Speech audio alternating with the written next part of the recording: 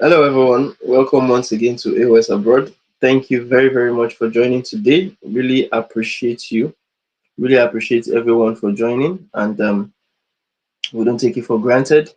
So, without wasting much of our time, today we want to talk on a very interesting topic, a topic that was actually asked by one of subscribers, and she asked that how does one apply to become a student for a PhD program in Canada? Elaborate more on the application process by Marina Kiiza from Uganda. So, thank you very much, Marina, for that nice question. And when it comes to applying for um, admission to become a PhD program student, there are several steps that you need to follow. Do you understand? And these steps would really determine if you are going to be granted the opportunity to study. Do you understand? And it always differs when it comes to you either applying for a program that requires you to have a research area, and you for you to actually, because there are some programs that would tell you that you should first of all search for projects or potential supervisors, and you have to submit a formal application to that university. And as you know it now, Canada is actually being is restricting many students from actually coming to Canada to study. Do you understand? And now, many of the people they need are people that, or students that they need, are people that are coming for masters and people that are coming for, you understand, PhD. And those are people that most likely, depending on the course you study again, you may have the opportunity of actually applying to get the postgraduate work permit after your program. But when it comes to the steps of you coming into Canada, you getting to actually school as a doctorate student, then I'll say, firstly, the first step that you need to actually go through is to research well and identify the potential universities that you are going to come to. And this is very important because when you're researching, you need to look for a program that firstly is in demand. Do you understand? And you need to look for universities in Canada that are very well known and their expertise revolves around that field of study you want to actually go into. So you have to choose a field of study that aligns well with your interests and aligns well with with your specialization.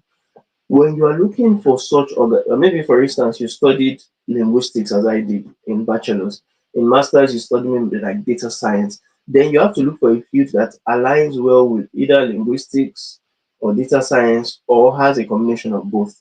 Do you understand? And you have to look for universities that are offering PhD, because it's not all universities that offer PhD in a particular niche. So you have to look for universities, Canadian universities that offered PhD programs in that your particular field. You do you understand? And how will you go about that? You can check the university website, you can check their rankings to evaluate programs based on their what on their research quality and their funding and even the faculty expertise. Do you understand? And again, another thing you would have to check on the what do they call it on the company's website is to check the eligibility criteria, because there are different eligibility criteria or eligibility requirements based on what based on each program. So let me give you a particular scenario. I remember when I wanted to work on my own masters, and the eligibility criteria that I actually got or that I saw on one university's website was more demanding than the eligibility criteria that I saw on a university in the UK. And as a result of that, instead of coming to or studying in Canada, for instance, I chose to study in the UK because I saw their own requirements are less for my data science master's program than in what than in another university. So you have to look at your academic background, which master's degree in that related field are you do you usually do you understand? Because of course masters would always be required, except some programs that would accept you to actually come through bachelors, which are for basically exceptional students. They are not for people that you understand are not really doing well in their academics. Now another thing about Canada, that Canada has, do you understand? Just like universities in the UK, universities in US, they would always ask for language proficiency. Do you understand? Many people that are coming from outside Canada that wants to come study PhD in Canada, do you understand? They would always ask those students whose first language is not English to actually show their proof of English proficiency, like we're taking the IELTS examination, IELTS Academy, or TOEFL, you understand, exam. Or if you are a francophone, if you are someone that can speak French, they would also require you to have either the DELF exam result or the TEF or the TCF Canada exam. So you have to watch out for that. Language proficiency may be quite more important in it, except if they have um, exceptions. Maybe, for instance, you have studied in an English speaking country before. Do you understand? Your master's program or your bachelor's program, you have studied that in an English country before. There may be a kind of waiver for you to not actually need to get your English proficiency sorted, you understand, on that limelight.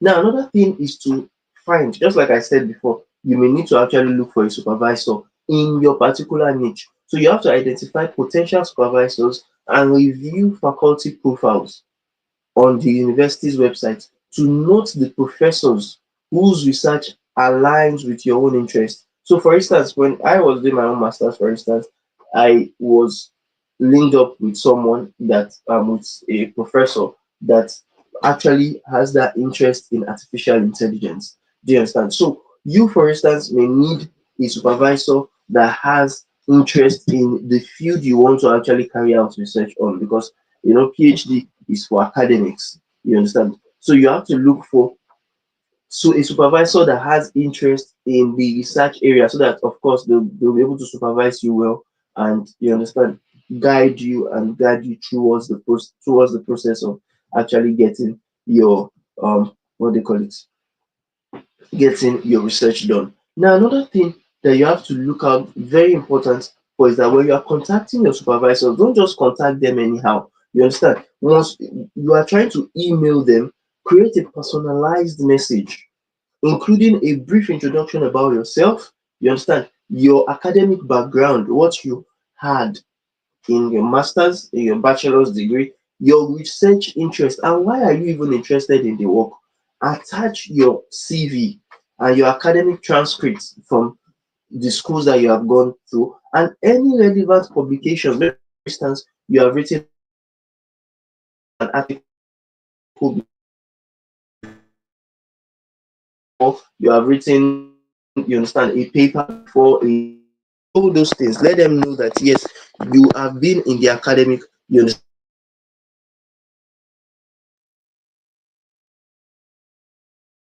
understand, industry for quite a while. You have particular. One thing people don't do very well is to actually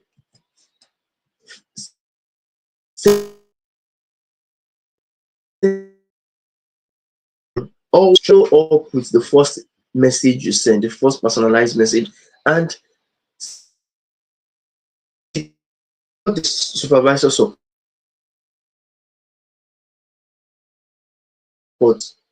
Many Canadian people,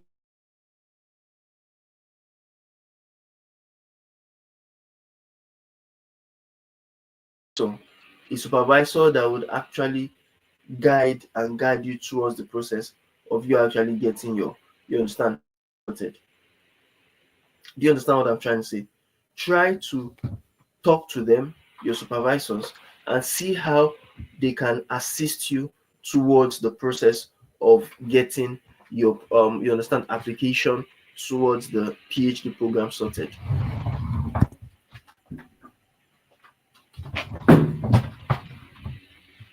So what we are saying in essence is to, you understand, leverage connections, leverage connections with people in that particular field to actually get, do you understand, um your program sorted. Do you understand, your the application to your program sorted? That's very, very important, because that will really help you stand out from other people that, you understand, do you understand, other people that are also trying to actually apply for that program. Now, another thing that we always tell students to also be very attentive for is to prepare your application materials. The application materials that or the application document that the school is going to need, prepare it well. Firstly, one of the documents that they would always require from you is the transcript, official transcript from all post-secondary institutes attended. That's very, very important. So get that ready as well. Now, also your statement of purpose. The statement of purpose is very important to get a very well detailed statement of purpose. Do you understand? From for yourself for that particular program. So in the statement of purpose, you are going to outline your academic and professional background. You will outline your research interest and your goals, and reason why you chose that program and you chose that university must also be written in the statement of purpose. Sometimes some schools will say you should also write the research proposal, that okay, you want to write a dissertation, for instance. Let them know what your dissertation is going to be about. Write a detailed plan of the research you intend to what to undertake when you actually get that admission to that particular school. Now, some universities as well in Canada would ask you to submit letters of recommendation. This is very important. You understand? Typically, they will ask you to submit either 2 to 3 letters of recommendations from professors that you have worked with before, or even employers that are familiar with your academic and your work, you understand, performance. Just like I said before, too, in the application process, your proof of language proficiency would also be asked, whether English or French proficiency, submitting TOEFL, IELTS, TEF Canada, TCF Canada, you understand, DELF, as they require it if it is important in their own scenario. Now, another thing is to write a detailed resume, a detailed CV highlighting your academic achievements, your publications, like your articles and things like that. Even if you have written books, you put them down as well, and your relevant experiences in that. Now, most schools, not even some schools, most schools, if you don't have a scholarship, even if you have a scholarship, sometimes they will ask you to actually make the application by submitting, you understand, and paying the required fee. Usually 100 Canadian dollars or 150 Canadian dollars, depending on the, you understand, university that you actually apply to. Now, another very important thing is you are going to submit, of course, all your documents. You are going to submit it to the school, you understand, through their website, and show them that yes, you are ready and you have actually adhered to all their requirements as they put it on their company website. So the step 4 is to apply online. You create an account if the school, of course, surely has a website. You create an account online, you register on the university's graduate application portal, you fill out all the application form, you provide your personal details, your academic history, and you understand program specific information. You upload all the documents we talked about, all the required documents with your proposal, your research proposal, your letters of recommendation, and you pay the application fee. Once you complete the payment, you have finalized the application. And most times, I do tell people that the step 5 is very important as well.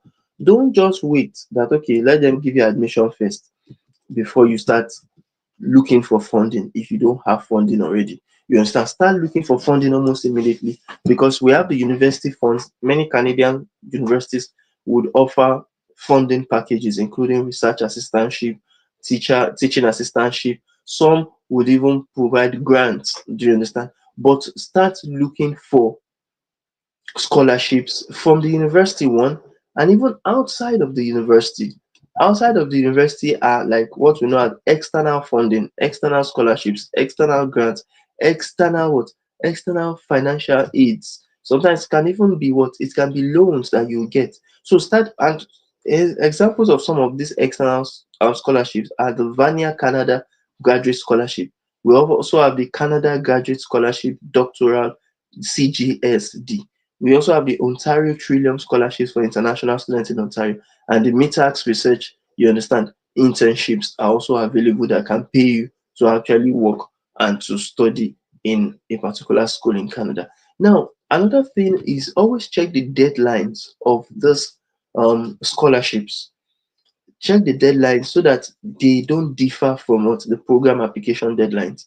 Once you are submitting your application, make sure that you know the time that they are going to request you to actually submit the application, and the time they would approve your scholarship is going to be close to the time that the school as well will also require you to actually pay your first installment payment, so that with that you'll be well prepared for them before they actually ask, you understand, for it. So step 6 is for you to, of course, wait for the admission, you understand, decision. But during your wait for the admission decision, they can ask you to come for an interview. Do you understand? If, for instance, they want to ask you some certain questions about the programs that you did before, they can ask you that, okay, come for an interview. Some, it's not all programs that require it, but based on the admission committee and the supervisor, they may ask you to actually come and talk about the research you want to do, why you want to enroll in the school, why you want to be a part of those that would actually work in this study in the school. And if you are accepted, of course, you will receive a formal offer letter. And it is from that formal letter you get, you understand, you are now going to what? Now apply for, because now we do tell people getting an admission is different from getting what? Is different from getting what we know as study permit in Canada. So it is after you have gotten the admission, you now apply for a study permit through the use of the acceptance letter that they give you in the school to apply for what? Canadian study permit. And with that what they call it, acceptance letter, you need some other documents like your proof of funds. You need to show that you have enough funds to cover for your what? Financial capacity. And that's why I told you that you start looking for scholarships as fast as possible if you don't have money to. But if you have money to take care of your PhD yourself, then you don't have any issues. You can just show your proof of funds, or you can add your scholarship funding together with it to show that yes, you have enough money from people that actually support your organizations that support you. Now, biometrics and medical examination is important.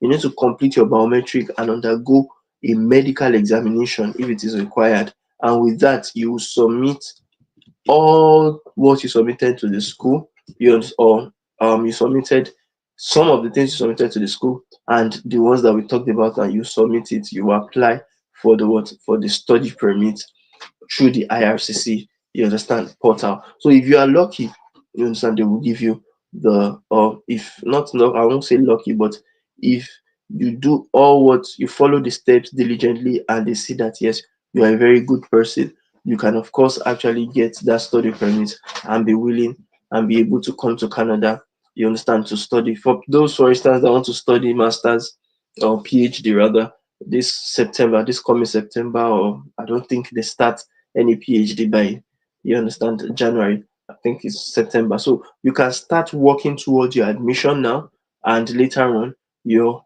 do you understand, your study permit application. So thank you very much. I hope I've been able to explain in detail all the processes you have to go through when it comes to actually applying for your PhD in Canada. If you have any questions, you understand, drop in on the comment section and we'll do justice to actually responding to it. The major thing I will tell you right now is to start your process early. Don't wait. Begin preparing. Even though September is still long, begin preparing from now. Even if you have not started preparing, start preparing from now before your intended start date of your application. Even try to build connections with people that are in that school already through maybe social media like LinkedIn. Try to build connection, attend academic conferences, you understand, and seminars, so that you connect with potential supervisors that can supervise your work, you understand, and that would help you to talk to them and see how you can tailor your application well to actually meet up the requirements they need from their school in terms of their research proposals and their statement of purpose. And lastly, track the deadlines. Different universities have different time they give for you sending in your application, your complete application. So don't forget that particular scenario. So thank you very much. And if you have any questions, drop it on the comment section. If you want to learn more about it, you can visit our website, aosacademy.com. So thank you very much and have a lovely day. Bye for now.